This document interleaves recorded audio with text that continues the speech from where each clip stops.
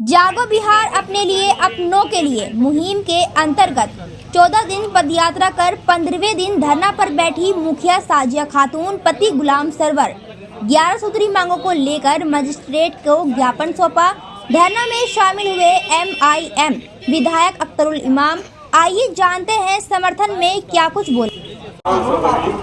सीमांचल के जिला पूर्णिया के कस्बा से आए हुए सभी जनप्रतिनिधियों और जागो बिहार अपनों के लिए अपने लिए और अपनों के लिए ये सभी मेरे कर्मठ साथी, मैं घटना में आप लोगों को पा रहा हूँ और इस घटना स्थली पे पा रहा हूँ। मैं समझ रहा हूँ कि ये सीमांचल के इतिहास की पहली कड़ी है कि कोई पद यात्रा करके आम जनों की समस्याओं को लेकर और पूरे बिहार की जन समस्या आज की 11 सूत्री मांग जो है स्मार्ट मीटर जो स्मार्ट ठगी है उसके विरुद्ध आप पद यात्रा करके यहाँ पर आए हैं।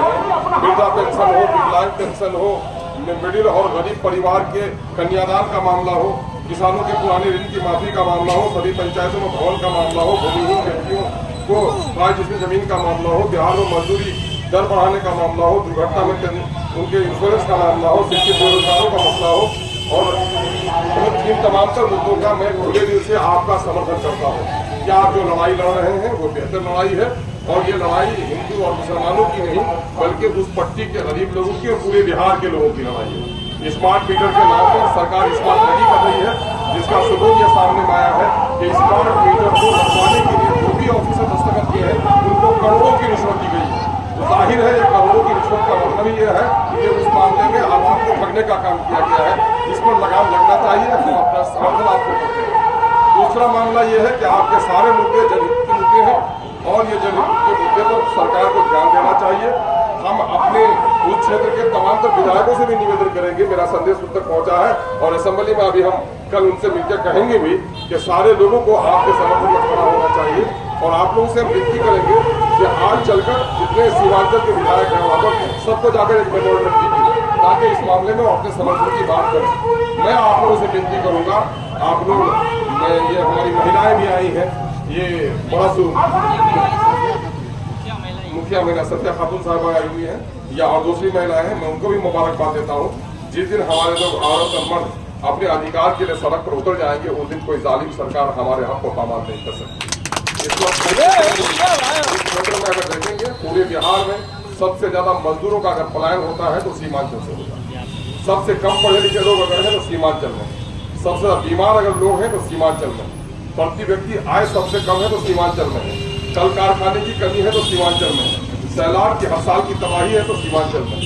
और सरकार वहां पर विशेष ध्यान देने के बजाय सरकार वहां से वोट लेती है, वहां के लोगों से टैक्स लेती है और ये बेईमान सरकार पटने को दुल्हन की तरह सजा रही है और हमारे इलाके पर जरा भी ध्यान नहीं देती। उसकी लड़ाई हमारी पार्टी लड़ रही है और हम आपसे कह रहे हैं कि आप अच्छी लड़ाई लड़ रहे हैं। यकीन जानिए जब इंसान गरीब हो जाता है, पटना पूर्णिया में जितना बीमारों की भीड़ है, मेला लगता है डॉक्टर के यहाँ, मंदिरों में जितना मेला लगता है क्या, तो बीमार रहता है पूर्णिया में और एम्स खुलता है पूर्णिया से बाहर के लोगों को। दिल्ली में और पटने में बैठे हुए बीमार लोग उस इलाके के लोगों को शरीफ समझते हैं कि यहाँ का लोग तो मुर्दे लाश की तरह है, इस पर 80 मन क्या दो या 100 मन क्या दो। मैं आप लोगों को बधाई देता हूँ कि आपने सीमांचल के उस सीने को चीरकर एक इनकलाब पैदा किया है और पैदल चलकर यहाँ आज 500 किलोमीटर 400 किलोमीटर की दूरी पर आना ये इस बात का संकेत है, ये चिंगारी है। यकीनन एक दिन आग बनेगी और सीमांचल का मसला हल होगा। हम आपसे निवेदन करना चाहते हैं कि इन 11 सूत्री मुद्दों पर कई मांग को और शामिल कर लीजिए। जब बिहार बटा नहीं था तो बिहार की उप राजधानी रांची थी, रांची दूर होने के लिए रांची जितना दूर है उतना ही दूर सीमांचल है।